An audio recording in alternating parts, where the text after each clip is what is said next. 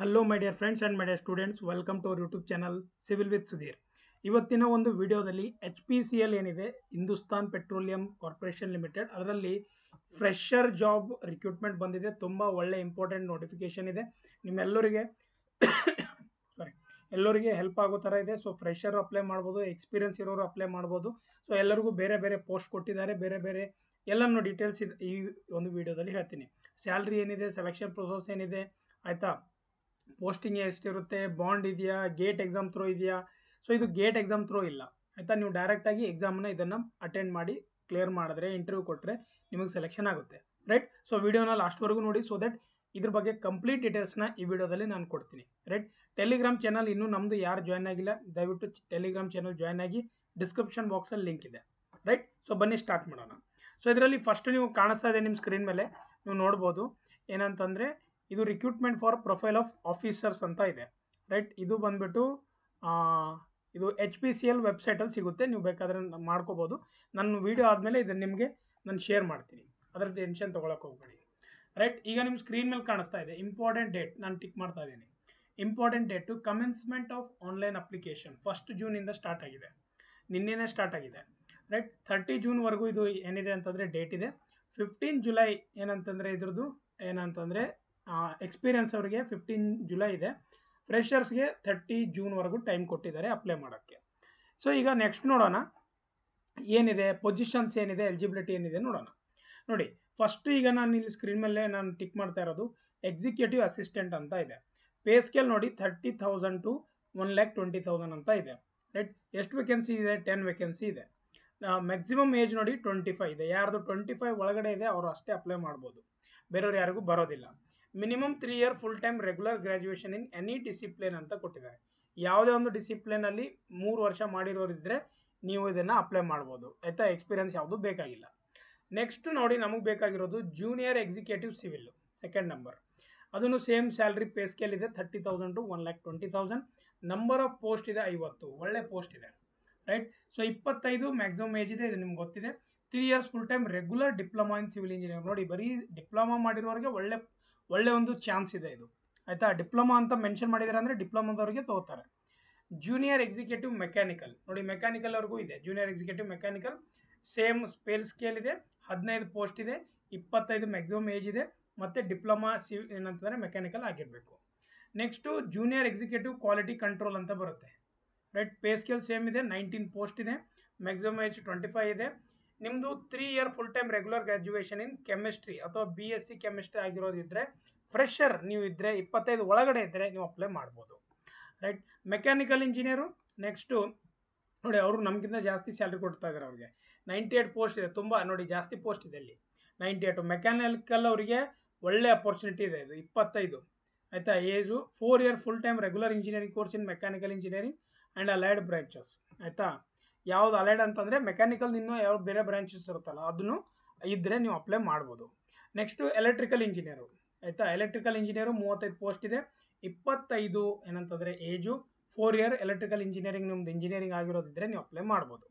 Next civil engineer ಇದೆ ನೋಡಿ, ಒಳ್ಳೆ ಪೋಸ್ಟ್ ಇದೆ ಇದಕ್ಕೂ, ರೈಟ್. 16 ಪೋಸ್ಟ್ ಇದೆ, 25 ಮ್ಯಾಕ್ಸಿಮಮ್ ಏಜು, 4 year ಡಿಗ್ರಿ ನಿಮ್ಮ ಹತ್ರ ಇತ್ತಂದರೆ, 25 ಏಜ್ ಒಳಗಡೆ ನೀವು ಇತ್ತಂದರೆ, ಎಕ್ಸ್ಪೀರಿಯನ್ಸ್ ಇಲ್ಲ ಅಂದರೂ ನೀವು ಅಪ್ಲೈ ಮಾಡ್ಬೋದು, ರೈಟ್. ನೆಕ್ಸ್ಟು ಈಗ ಎಕ್ಸ್ಪೀರಿಯನ್ಸ್ ಇದೆ ನೋಡಿ, ಇಲ್ಲಿ ಕಾಣಿಸ್ತಾ ಇದೆ ಪೊಸಿಷನ್ ಏನಂತಂದರೆ ವೇಕೆನ್ಸಿ ಕ್ರೈಟೇರಿಯಾ, ಆಯಿತಾ. ಅದು ಕೆಮಿಕಲ್ ಇಂಜಿನಿಯರ್ ಇದೆ, ಅದಕ್ಕೆ ನೋಡಿ 4 year ಫುಲ್ ಟೈಮ್ ಡಿಗ್ರಿ ಇದೆ. ಅದನ್ನು ಯಾವುದು ಕೆಮಿಕಲ್ ಇಂಜಿನಿಯರಲ್ಲಿ ನೀವು ಮಾಡಿರೋದಿದ್ದರೆ, ನಿಮ್ಮದು ಏನಂತಂದರೆ ಏಜ್ 25 ಒಳಗಡೆ ಇದ್ದರೆ ನೀವು ಮಾಡ್ಬೋದು. 26 ವೇಕೆನ್ಸಿ ಇದೆ. ಚಾರ್ಟೆಡ್ ಅಕೌಂಟೆಂಟು ಇದಂತೂ ನಿಮಗೆ ಬೇಡ, CA ಯಾರು ಮಾಡಿರ್ತಾರೆ ಅವ್ರಿಗೆ ಬರುತ್ತೆ. Office HR 2 year full time post graduation HR personal, ಅವ್ರು MBA ಮಾಡಿರೋರು ಇದ್ದರೆ ನೀವು ಇದು ಅಪ್ಲೈ ಮಾಡ್ಬೋದು. ಆಫೀಸ್ ಇಂಡಸ್ಟ್ರಿಯಲ್ ಇಂಜಿನಿಯರಿಂಗ್ ಅಂತ ಇದೆ, 2 year full post graduate in industrial ಅಥವಾ mechanical, electrical, instrumentation, chemical, civil engineering ಯಾವುದೇ ಮಾಡಿರೋ ಇದ್ದರೂ ಇದಕ್ಕೆ ಅಪ್ಲೈ ಮಾಡ್ಬೋದು. ಬಟ್ ಒಂದೇ ಪೋಸ್ಟ್ ಇದೆ, ರೈಟ್. ಒಂದೇ ಪೋಸ್ಟ್ ಇದೆ, ಏಜ್ 27 ಕೊಟ್ಟಿದ್ದಾರೆ, ಬೇಕಾದರೆ ನೀವು ಅಪ್ಲೈ ಮಾಡ್ಬೋದು, ರೈಟ್. ಸೊ ಇದು ಏನಂತಂದರೆ ಈಗ ನೆಕ್ಸ್ಟು ಇದು ನಾನು ಇಲ್ಲಿವರೆಗೆ ಹೇಳಿರೋದು ಫ್ರೆಷರ್ಸ್ಗೆ. ಈಗ ಎಕ್ಸ್ಪೀರಿಯನ್ಸ್ ನೋಡಿ, ಎಕ್ಸ್ಪೀರಿಯನ್ಸ್ ಇರೋರ್ಗು ಯಾರ್ಯಾರಿದ್ದರೆ, ಅಸಿಸ್ಟೆಂಟ್ ಆಫೀಸರ್ ಅವ್ರ officer official language implementation, 2 year full time projection in Hindi, minimum discipline English ಒಂದು ಸಬ್ಜೆಕ್ಟ್ ಅಂತ ಇದೆ, ಇದು ಬೇಡ ನಿಮಗೆ. ಲಾ ಆಫೀಸರು ಬೇಕಾಗಿಲ್ಲ. ಸೇಫ್ಟಿ ಆಫೀಸರ್ ಉತ್ತರ ಪ್ರದೇಶದಲ್ಲಿದೆ, mechanical, electrical, instrumentation, chemical, civil engineering ಮಾಡಿರೋರಿದ್ದರೆ 2 ವರ್ಷ ಎಕ್ಸ್ಪೀರಿಯನ್ಸ್ ಇತ್ತಂದರೆ ಯಾವುದರಲ್ಲಿ ಅದು ಮುಂದೆ ಹೇಳ್ತೀನಿ ಇದ್ದರೆ ನೀವು ಅಪ್ಲೈ ಮಾಡ್ಬೋದು ಆಯಿತಾ. ಅದಾದಮೇಲೆ ನೋಡಿ ಇಲ್ಲಿ ಏನಂತಂದರೆ ಹಿಂದಿ ಬರಬೇಕು ಅಂತ ಹೇಳ್ತಾ ಇದ್ದಾರೆ, ನಿಮ್ಗೆ ಹಿಂದಿ ಬರಬೇಕು ಅಂತ ಹೇಳ್ತಾ ಇದ್ದಾರೆ. ತಮಿಳ್ನಾಡಲ್ಲೂ ಇದೆ ಸೇಫ್ಟಿ ಆಫೀಸರು ಆಯಿತಾ. ಇದು ನೀವು 4 ಇಯರ್ ಸಿವಿಲು, ಮೆಕ್ಯಾನಿಕಲು, ಕೆಮಿಕಲ್ ಯಾವುದಾಗಿದೆ ನಿಮಗಿದ್ರೆ ನೀವು ಅಪ್ಲೈ ಮಾಡ್ಬೋದು. 2 ವರ್ಷ ಎಕ್ಸ್ಪೀರಿಯನ್ಸ್ ಇರಬೇಕು ಆಯಿತಾ. ತಮಿಳ್ ಲ್ಯಾಂಗ್ವೇಜ್ ಬರಬೇಕು ನಿಮಗೆ, ಅವರು ಕೊಟ್ಟಿದ್ದಾರೆ ತಮಿಳ್ ಬರಬೇಕಂತ, ರೈಟ್. ಯಾಕೆಂದರೆ ಇದು ಆಲ್ ಓವರ್ ಇಂಡಿಯಾ ಇದೆ ಅದಕ್ಕೆ. ಇವೆಲ್ಲ ಬೇರೆ ಬೇರೆ ಬೇರೆ ಬೇರೆ ಪೋಸ್ಟ್ಗಳಿದೆ, ನೀವು ಬೇಕಾದ್ರೆ ನೋಡ್ಕೋಬೋದು ಆಯಿತಾ. ಇದು ಮೇ ಬಿ ಸ್ವಲ್ಪ ಜನಕ್ಕೆ ಇಂಪ್ಲಿಮೆಂಟ್ ಆಗೋದಿಲ್ಲ ಯಾರಿಗೂ, ಸೊ ಅದಕ್ಕೆ ನಾನು ಸ್ಕಿಪ್ ಮಾಡ್ತೀನಿ. ಮುಂದೆ ಏನಿದೆ ಅದು ನೋಡೋಣ, ಒಂದು ನಿಮಿಷ. ಇಲ್ಲಿದೆ ನೋಡಿ ಇಂಪಾರ್ಟೆಂಟ್ ಏನು ಅಂತಂದರೆ ಇಲ್ಲಿ ಪೇ ಸ್ಕೇಲ್ ನೋಡ್ಬೋದು ನೀವು. Number of completed years of relevant experience, so pay scale ಪ್ರಕಾರ ಇಲ್ಲಿ ಕೊಟ್ಟಿದ್ದಾರೆ, ರೈಟ್. ಅದನ್ನು ನೋಡ್ಕೋಬೋದು. ಇದನ್ನು ಅಷ್ಟೇನು ಇಂಪಾರ್ಟೆಂಟ್ ಇಲ್ಲ, ಮುಂದೆ ಹೇಳ್ತೀನಿ ಪೇ ಸ್ಕೇಲ್ ಬಗ್ಗೆ, ಒಂದು ನಿಮಿಷ. ಓಕೆ, ಇದು ನೋಡಿ, ಇದರಲ್ಲಿ ಇವೆಲ್ಲ ಏನಿದೆ ಅಂತಂದರೆ ನೀವು ಸಿವಿಲ್ ಇಂಜಿನಿಯರಿಂಗ್ ಮಾಡಿರೋದಿದ್ರೆ ಸ್ವಲ್ಪ ಜನ ಮಾಡಿರ್ತಾರೆ, ಸಿವಿಲ್ ಆ್ಯಂಡ್ ಎನ್ವೈರ್ಮೆಂಟ್ ಮಾಡಿರ್ತಾರೆ, ಇನ್ಫ್ರಾಸ್ಟ್ರಕ್ಚರ್ ಮಾಡಿರ್ತಾರೆ, ಎನ್ವೈರ್ಮೆಂಟ್ ಇಂಜಿನಿಯರಿಂಗ್ ಮಾಡಿರ್ತಾರೆ, ಕನ್ಸ್ಟ್ರಕ್ಷನ್ ಟೆಕ್ನಾಲಜಿ ಮಾಡಿರ್ತಾರೆ. ಅವೆಲ್ಲ ಮಾಡಿರೋದ್ರು ನೀವು ಇದಕ್ಕೆ ಎಲಿಜಿಬಲ್ ಇದ್ದೀರಾ, ಅಪ್ಲೈ ಮಾಡ್ಬೋದು ಅಂತ ಸಿಂಪಲ್ ಆಗಿ ಹೇಳ್ತಾ ಇದ್ದಾರೆ, ರೈಟ್. ಸೊ ಮೆಕ್ಯಾನಿಕಲ್ದು ಇದೆ, ಎಲೆಕ್ಟ್ರಿಕಲ್ದು ಇದೆ, ಎಲ್ಲ ನೀವು ಒಂದ್ಸಲ ನೋಡ್ಕೊಂಡ್ಬಿಡಿ ಇದು ನೋಡಿದಾಗ ಆಯಿತಾ. Minimum marks required in qualifying degree diploma, ನೋಡಿ ಇದು ಇಂಪಾರ್ಟೆಂಟ್ ಇದೆ. ಮಿನಿಮಮ್ ಎಷ್ಟು ಮಾರ್ಕ್ಸ್ ಇರಬೇಕು ಅಂತ ಹೇಳ್ತಾ ಇದ್ದಾರೆ. ಚಾರ್ಟೆಡ್ ಅಕೌಂಟೆಂಟ್ 50% ಇರಬೇಕು, all other position 65% marks for UR OBC EWS and 55% for PWD ಆಯಿತಾ. ಇಲ್ಲೇನೆ ಈಗ ಎಷ್ಟೊಂದು ಜನ ಕಟ್ ಆಗಿಬಿಡ್ತಾರೆ ಗೊತ್ತಾಯ್ತಾ. 65% ಬೇಕು, ಯಾವ್ಯಾರು ಸಿವಿಲ್, ಮೆಕ್ಯಾನಿಕಲ್, ಎಲೆಕ್ಟ್ರಿಕಲ್ ಇದ್ದೀರಾ ಅವರೆಲ್ಲರೂ. CA ಒಂದು ಅಷ್ಟೇ 50% ಇದೆ, ಗ್ರೂಪ್ 1 ಗ್ರೂಪ್ ಬಿ ಬಿಟ್ಟು, right. Group A group T ಅಂತ ಕೊಟ್ಟಿದ್ದಾರೆ. ಅಂದರೆ ನಿಮ್ಮದು ಇಂಜಿನಿಯರಿಂಗು ಅಥವಾ ಡಿಪ್ಲೊಮಾದಲ್ಲಿ 65% ಇರಬೇಕು, ಅಂದ್ರೆ ನೀವು ಅಪ್ಲೈ ಮಾಡೋಕ್ಕೆ ಬರುತ್ತೆ. ಇಲ್ಲ ಅಂದರೆ you are not eligible, simple ಆಗಿ ಹೇಳ್ತಾ ಇರೋದು. ಈಗ ಜಾಬ್ ಪ್ರೊಫೈಲ್ ಇದೆ, ಈಗ ಎಕ್ಸಿಕ್ಯೂಟಿವ್ ಅಸಿಸ್ಟೆಂಟ್ ಅಂತ ಇದೆ, ರೈಟ್. ಅದು ಬೇಡ, ನಿಮ್ಗೆ ನೆಕ್ಸ್ಟ್ ತೋರಿಸ್ತೀನಿ ನೋಡಿ ಜಾಬ್ ಪ್ರೊಫೈಲ್. ಈಗ ನೋಡಿ ಇಲ್ಲಿದೆ ಜೂನಿಯರ್ ಎಕ್ಸಿಕ್ಯೂಟಿವ್ ಸಿವಿಲ್ ಅಂತ ಇದೆ. ನೀವು ಏನೇನು ಕೆಲಸ ಮಾಡಬೇಕು ಇಲ್ಲಿ, ಒಂದು ಪ್ರಾಜೆಕ್ಟ್ ಎಕ್ಸಿಕ್ಯೂಷನ್, ಇನ್ಫ್ರಾಸ್ಟ್ರಕ್ಚರ್ ಡೆವಲಪ್ಮೆಂಟಲ್ಲಿ ಏನೇನು ನಿಮ್ಮದು ರೋಲ್ ಏನಿರುತ್ತೆ ಅದು ಹೇಳ್ತಾ ಇರೋದು. Manage commissioning, new retail outlets, site readiness, contract coordination ಆಯಿತಾ, ಇವೆಲ್ಲ ಮಾಡಬೇಕು ನೀವು. ಒನ್ ಟೈಪ್ ಆಫ್ ಮ್ಯಾನೇಜ್ಮೆಂಟ್ ಮಾಡೋದಿದೆ, ಮ್ಯಾನೇಜ್ಮೆಂಟ್ ಕೆಲಸ ಜಾಸ್ತಿ ಇದೆ. Coordinate with electrical and automation teams, civil related issues ಏನಾದರೂ ಇದ್ದರೆ ಕನ್ಸ್ಟ್ರಕ್ಷನಲ್ಲಿ ಅದನ್ನು ಸಾಲ್ವ್ ಮಾಡಬೇಕು. Field visit for inspection of monitoring ongoing project ಯಾವುದಾದ್ರೂ ಇದ್ದರೆ ಅದನ್ನು ಮಾಡಬೇಕು. ಮೇಂಟೆನೆನ್ಸ್ ಆಪರೇಷನ್ ಯಾವುದಾದ್ರೂ ಮಾಡಿರೋದಿದೆ, ಆಲ್ರೆಡಿ ರಿಪೇರ್ ವರ್ಕ್ ಏನಾದರೂ ಇದೆ ಅದು ನೋಡಬೇಕು. ಸಿಂಪಲ್ ನಾರ್ಮಲ್ ಆಗಿ ಏನು ಕೆಲಸ ಇರುತ್ತೆ ಅದನ್ನು ಮಾಡ್ಕೊಂಡು ಹೋಗ್ಬೇಕು ಅಷ್ಟೇ, ಸಿಂಪಲ್ ಆಗಿದೆ ಆಯಿತಾ. ಜಾಸ್ತಿ ಅದರಲ್ಲಿ ಏನು ಇನ್ವಾಲ್ವ್ಮೆಂಟ್ ನಮ್ದು ಬೇಡ, ಸಿಂಪಲ್ ಆಗಿ ಹೇಳೋದೇನೆಂದರೆ ಸಿಂಪಲ್ ಇದೆ. ಮತ್ತು ಮೆಕ್ಯಾನಿಕಲ್ಲು ಅದೇ ಥರ ಇರುತ್ತೆ, ಸ್ವಲ್ಪ ಬೇರೆ ಬೇರೆ ನಿಮ್ಮದು ಮೆಕ್ಯಾನಿಕಲ್ ರಿಲೇಟೆಡ್ ಏನಿದೆ ಅದಿರುತ್ತೆ, ನೀವು ನೋಡ್ಕೊಂಡು ಹೋಗಬೇಕು. ಇದು ರೋಲ್ ಇದೆ, ಇದು ನೀವು ಬೇಕಾದ್ರೆ ನಾನು PDF ಶೇರ್ ಮಾಡ್ತೀನಿ ಟೆಲಿಗ್ರಾಮಲ್ಲಿ, ನೋಡ್ಕೊಳ್ಳಿ. ಇಂಪಾರ್ಟೆಂಟ್ ಏನಿದೆ ಅದು ನಾನು ಡಿಸ್ಕಸ್ ಮಾಡ್ತಾ ಇರೋದು.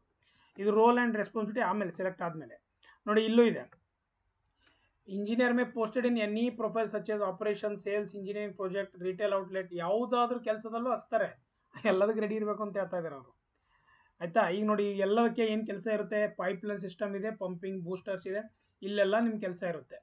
ಡ್ರೈವ್ ರಿಟೇಲು, LPG ಇವೆಲ್ಲದರಲ್ಲಿ ಕೆಲಸ ಇರುತ್ತೆ. Technical services, industrial, consumer clients ಇವೆಲ್ಲ ಏನಂತಂದರೆ ನೋಡಿ ಅವ್ರದ್ದು ರಿಕ್ವೈರ್ಮೆಂಟ್ ಕೊಟ್ಟಿದ್ದಾರೆ, ನೀವು ನೋಡ್ಕೋಬೋದು, ರೈಟ್. ಸೊ ಇದೆಲ್ಲ ಸೆಲೆಕ್ಟ್ ಆದಮೇಲೆ ಇರುತ್ತೆ, ಅದೇನು ಟೆನ್ಷನ್ ಬೇಡ, ಅದನ್ನು ನೀವು ಆರಾಮಾಗಿ ಆಮೇಲೆ ನೋಡ್ಕೋಬೋದು. ಇಲ್ಲಿ ನೋಡಿ ಇಲ್ಲಿದೆ work experience required for job profiles for experience professionals. So ಅದು 3 to 6 ಇಯರ್ಸು ಯಾರು ಇದೆ ಅವರಿಗೆ ಅಫಿಷಿಯಲ್ ಲ್ಯಾಂಗ್ವೇಜ್ ಬರಬೇಕು ಅಂತ ಹೇಳ್ತಾ ಇದ್ದಾರೆ, ರೈಟ್. ಸೊ ಅದಿಷ್ಟು ಇದೆ, ಅದು ನಮಗೇನು ಬೇಡ. ನೆಕ್ಸ್ಟ್ ಹೋಗೋಣ, ಒಂದು ನಿಮಿಷ. ಓಕೆ, ಒಂದು ನಿಮಿಷ. ಸೊ ಈಗ ನಿಮ್ಮ ಸ್ಕ್ರೀನ್ ಮೇಲೆ ಕಾಣಿಸ್ತಾ ಇದೆ ನೋಡಿ, very important. Short listing and selection process ಯಾವ ಥರ ಮಾಡ್ತಾರೆ ಹೇಳ್ತೀನಿ. Selection process May comprise of various short listing selection tools like computer based test ಇರುತ್ತೆ, ರಿಟರ್ನ್ ಟೆಸ್ಟ್ ಇರುತ್ತೆ, ಅಥವಾ ನೆಟ್ ಸ್ಕೋರ್ ಇರ್ಬೋದು, ಟೈಪಿಂಗ್ ಟೆಸ್ಟ್ ಇರುತ್ತೆ, ಗ್ರೂಪ್ ಟಾಸ್ಕ್ ಇರುತ್ತೆ, ಗ್ರೂಪ್ ಡಿಸ್ಕಷನ್ ಇರುತ್ತೆ ಆಯಿತಾ. ಇವೆಲ್ಲನೂ ಇರೋದಿಲ್ಲ, ಕನ್ಫ್ಯೂಸ್ ಮಾಡ್ಕೊಳಕ್ಕೆ ಹೋಗಬೇಡಿ.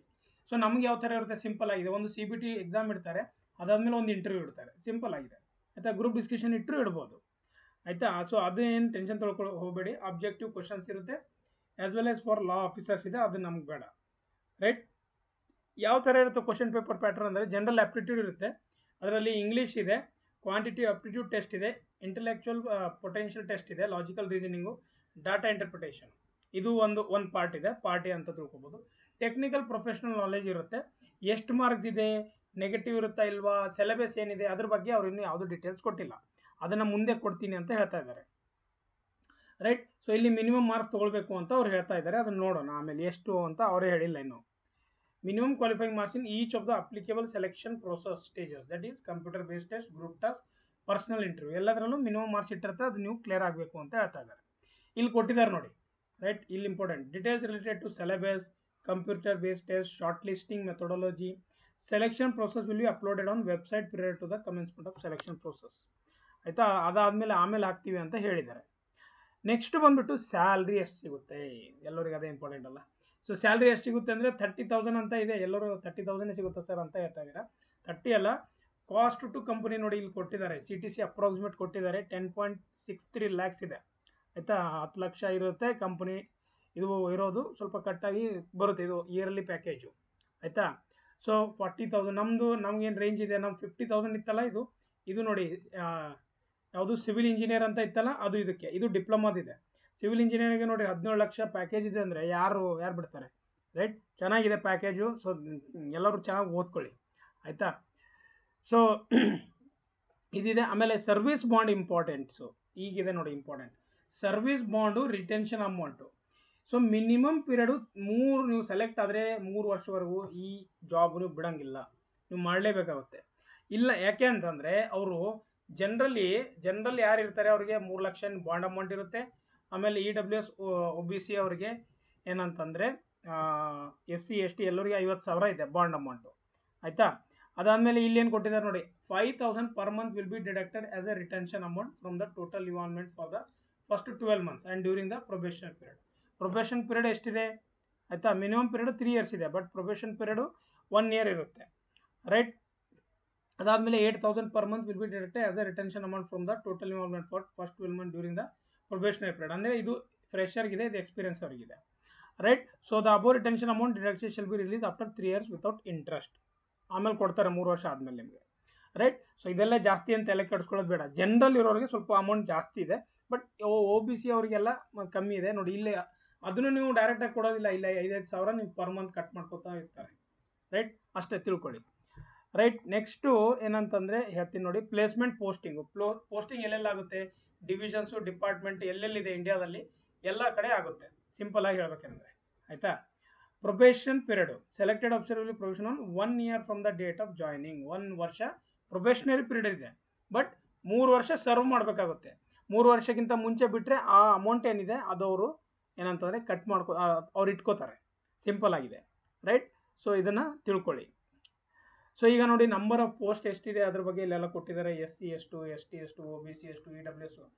ಸೊ ಆಯಿತಾ, ಇಲ್ಲಿ 50 to 16,000 ಅಂತಂದರೆ ಇದು ನಮ್ಮದಿದೆ, ಆಯಿತಾ. ಇದು ಸಿವಿಲ್ ಇಂಜಿನಿಯರ್ದು, ಆಮೇಲೆ ಇದು ಡಿಪ್ಲೊಮಾ ಇಂಜಿನಿಯರ್ದು ಇಷ್ಟಿದೆ, ರೈಟ್? ನೋಡ್ಕೋಬೋದು ನೀವು ಅದನ್ನು, ಕ್ಯಾಟಗರಿ ವೈಸು ವೇಕೆನ್ಸಿ ಡಿಸ್ಟ್ರಿಬ್ಯೂಷನ್ ಇಲ್ಲಿ ಕೊಟ್ಟಿದ್ದಾರೆ, ನೀವು ನೋಡ್ಕೋಬೋದು, ರೈಟ್? ಸೊ ಇದಿಷ್ಟು, ಐ ಹೋಪ್ ಇದಿಷ್ಟೇ ಇಂಪಾರ್ಟೆಂಟ್ ಇದೆ ಅಂತ ಅನ್ಕೋತೀನಿ. ಆಮೇಲೆ ಬೇರೆದೇನೂ ಇಲ್ಲ, ರೈಟ್? ಸೊ ಇಲ್ಲೊಂದಿದೆ, ಅಪ್ಲಿಕೇಶನ್ ಪ್ರೋಸೆಸ್ ಏನಿದೆ ಅಂತಂದರೆ 1 June ಸ್ಟಾರ್ಟ್ ಆಗ್ತಾ ಇದೆ, ಆಯಿತಾ. ಫ್ರೆಷರ್ಸ್ಗೆ 15 Julyಗೆ ಎಕ್ಸ್ಪೀರಿಯನ್ಸ್ ಅವ್ರಿಗೆ ಅಲ್ಲಿವರೆಗೂ ಇದೆ. ಸೊ 30 June ನೀವು ಟೈಮ್ ಇದೆ, ನೀವು ಅಪ್ಲೈ ಮಾಡ್ಬೋದು. ಮತ್ತೇನಿದೆ, ಮತ್ತೇನಿಲ್ಲ. ಅಪ್ಲಿಕೇಶನ್ ಫೀ ಎಲ್ಲರಿಗೂ ನೋಡಿ, ಇಲ್ಲಿ 1000 + GST ಇದೆ. ಸೊ 180, ಇದು ಅಂದರೆ 1180 ಆಗುತ್ತೆ, ರೈಟ್? 1180 ಆಗುತ್ತೆ, ಇದು ಅಪ್ಲಿಕೇಶನ್ ಫೀ ಆಗುತ್ತೆ, ರೈಟ್? ಸ್ವಲ್ಪ ಜಾಸ್ತಿ ಇದೆ ಫೀಸು, 1200ವರೆಗೂ ಆಗುತ್ತೆ. ಸೊ ಸ್ವಲ್ಪ ಜಾಸ್ತಿ ಇದೆ, ನೋಡಿಬಿಟ್ಟು ಅಪ್ಲೈ ಮಾಡಿ. ಯಾರ್ಯಾರಿಗೆ ಡೆಫಿನೆಟ್ಲಿ ನಾನು ಮಾಡಲೇಬೇಕು ಅಪ್ಲೈ, ನನ್ನ ಹತ್ರ ಏನೂ ಆಪ್ಷನ್ಸ್ ಇಲ್ಲ ಅಂತಂದರೆ ನೀವು ಅಪ್ಲೈ ಮಾಡ್ಬೋದು, ಆಯಿತಾ. ಸೊ ಇದಿಷ್ಟು ಎಲ್ಲ ಡೀಟೇಲ್ಸ್ ಇತ್ತು ಈ ಏನಂತಂದರೆ ಒಂದು HPCLದು. ಐ ಹೋಪ್ ಎಲ್ಲ ನಿಮ್ಮ ಡೀಟೇಲ್ಸ್ ನಾನು ಕರೆಕ್ಟಾಗಿ ಕೊಟ್ಟಿದ್ದೀನಿ ಅಂತ ಅನ್ಕೋತೀನಿ. ಏನೇ ಡೌಟ್ ಇದ್ರು ಕಮೆಂಟ್ ಬಾಕ್ಸಲ್ಲಿ ಕಮೆಂಟ್ ಮಾಡಿ. ಮತ್ತು ಯಾರಿಗಾದರೂ ಪೇಡ್ ಕನ್ಸಲ್ಟೇಷನ್ ತೊಗೊಳೋದಿತ್ತಂದರೆ ದಯವಿಟ್ಟು 7892 ಆಯಿತಾ 759475 ಈ ನಂಬರ್ಗೆ ವಾಟ್ಸಪ್ ಮಾಡಿ.